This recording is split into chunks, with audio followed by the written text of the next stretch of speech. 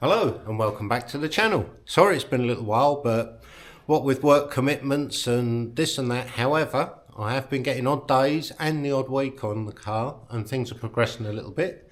I've done quite a few little jobs with it, like trying to make the other latch to hold the bonnet down. I've made it in steel for now, so the bonnet's now secure and it matches the other one. Obviously I'd like to cast something up at a later date in brass to match the rest. As we're looking around, I've now got a proper cap for the radiator for now. The lady herself might turn up yet. I still hold out hope. So what that's done is shown an initial problem with a water leak under here, which I'm working on at the minute. It appears to be from the joint here. Of course everything's well corroded in there, so I've given it a few squirts with our trusty penetrating oil, and slowly we'll try and undo those two and try and cure that leak, and hopefully it should be watertight then.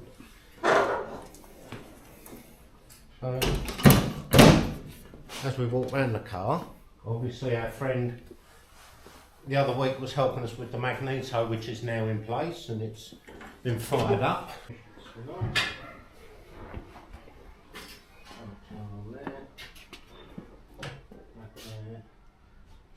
Testify your number 3. Exactly.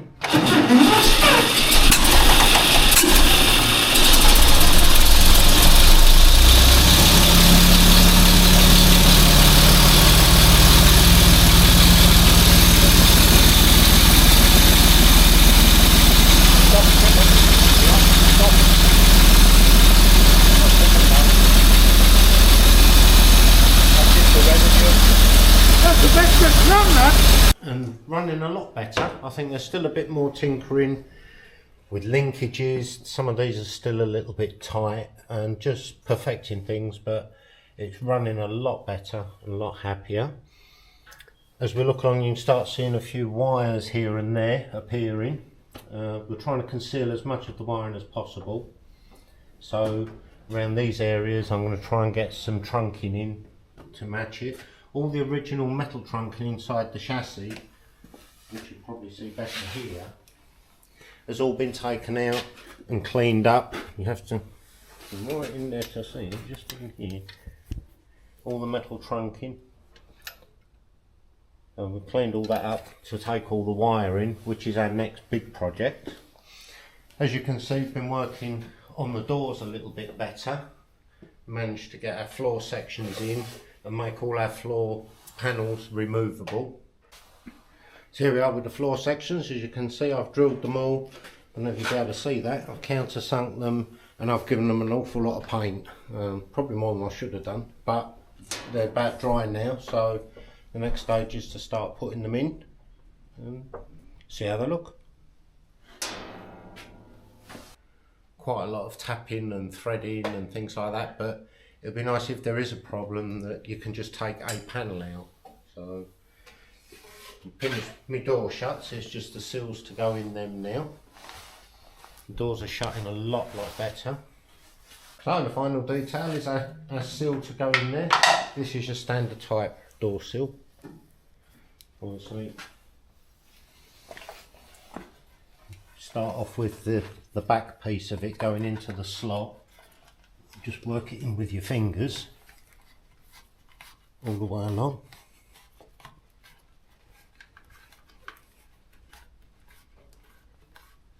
I have my little hammer there, but I prefer it to stay there than bashing stuff. It should just slip over nicely like this is.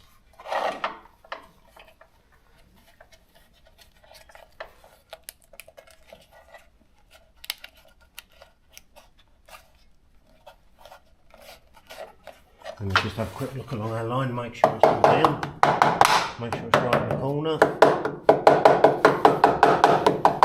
because it will be getting some rough treatment, I'm sure. Let me just give it a try and make sure it hasn't interfered with the door at all.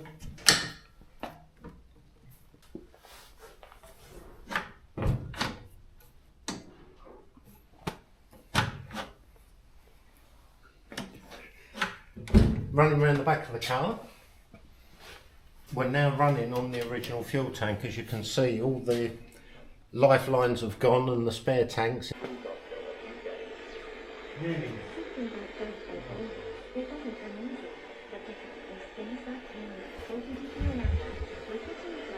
How come you've put a standy up copper tank here with a plastic one? Don't go there. And it's now running off its proper tank, which means all the auto-vac's working on the car now. I've got to do a bit of a revamp on the rear lights. We're trying to get some sort of indicators in there. We weren't originally, but we are now, so we've got to extend those out a bit and get some indicators on those. Managed to pick up a period fuel cap for it, so it looks a little bit more finished. These two shuts are the same. What I'm trying to do is keep everything at floor level, so it's been a lot of countersinking and countersunk screws and things to get it nice and flat, so when the rubber mat goes in, it's nice and flat all the way across. I've used these handy little things on the doors. What they do is when the door's in place, it goes into the receiving one there, and when the door goes in, it just gives it a bit of support.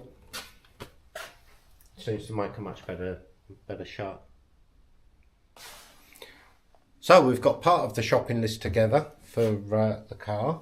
Hopefully a lot of this stuff's going to work. I'm going to go in and put some of it up against the car, see if the trunking looks okay, and I'll show you the different switches and things that I've got. So I'll head back into the car. So what we're doing at the minute is just seeing if what we've actually got to do the trunking is actually going to work. So the idea is that the wires are going to go down and through there, and hopefully under and into the chassis, hidden as possible. Probably in that way actually. So they go down the back. I think it looks quite nice with the car. Obviously under there as well, before it goes to the lights. And then I've got something very similar for the opera lights as well.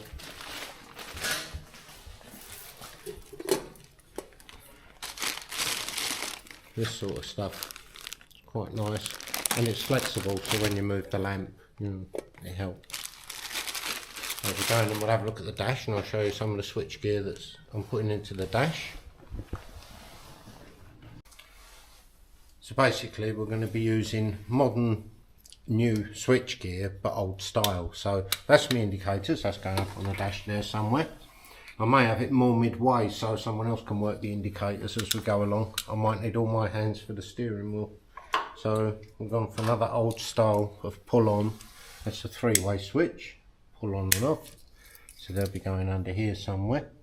I've got three little stainless steel warning lights to go in, which I haven't got yet.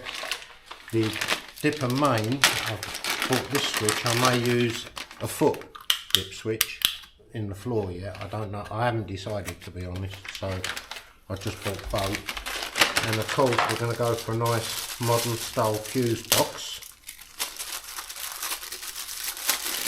And hopefully get that well hidden underneath the bonnet somewhere. Or a cover over it to make it look a bit more period. Traditional glass fuses. So we're sort of trying to use new and modern switches rather than second-hand ones, and so it's all new wiring in. It'll be all new wiring all the way through the car. So I think we've had quite a bit of work so far on the car. That's about it for now. Thanks very much for watching, and hopefully we'll be able to get a bit more time on the car. We'll have another update and hopefully be able to see her running and driving out again. Thanks for watching.